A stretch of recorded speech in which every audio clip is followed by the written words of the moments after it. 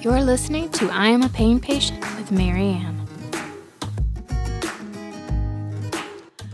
Okay, so today we're going to talk about development as we're continuing our discussion on the nervous system. Nervous System 101. I'm so excited about this week. Development is so interesting to me because it intersects with pain science. It intersects with what we need to know about our nervous system, about how our bodies operate so that we can live our best life. So efficiency is actually the goal of your brain, of your whole body. It wants to deliver messages efficiently, and it wants you to know how to deal with those messages efficiently. And so when you are in the womb, in utero, your body prepares way more synapses than it needs ahead of time, like way more. And then once you're born, that first year of development, it's so beautiful to watch an infant learn all the new things, learn to roll over, learn to pick their head up, learn to crawl on hand and knees. I have some army crawlers at one point. Learn to pull themselves up to standing, learn to let go, learn to start walking, learn to start climbing. As you see, like children get better and better at the new things that they're learning. And that's due to pruning. It's the retirement of unused synapses so that all those messages can be efficiently broadcast. Now, speaking of that, our body has myelinated nerve fibers, which are the official message carriers.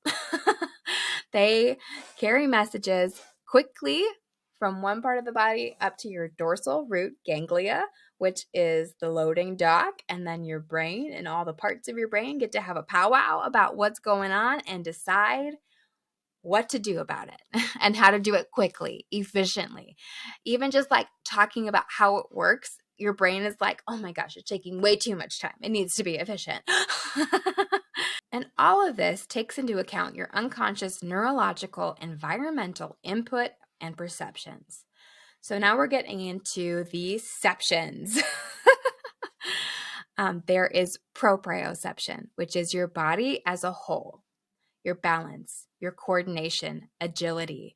For example, in my youth, I was a catcher for my softball team, and it was at the time when our pitchers started getting really fast. And so we had a really fast pitcher who was not accurate.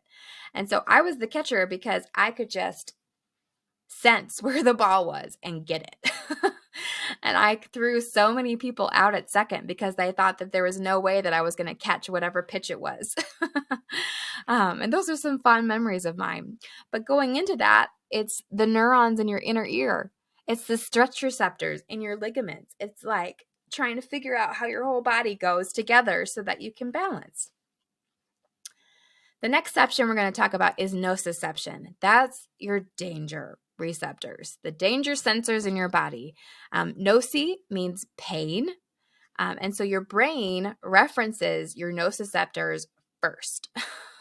Am I in danger? Is the first question it asks. When it gets all the messages in your dorsal root ganglia and your brain has a powwow, it says, am I in danger?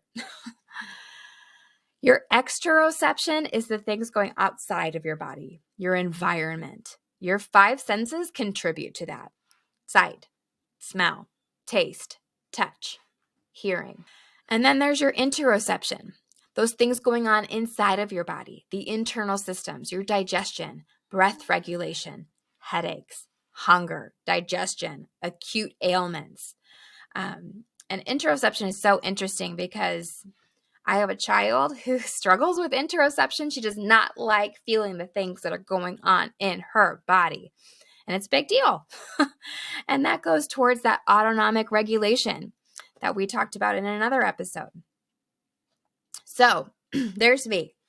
There's my interoception, the things going on inside of my body, relating to my exteroception, which is the things going on outside of my body. In the environment that I have to be aware of so that I can balance in my proprioceptive input. And then I have to answer the question, am I safe in this environment?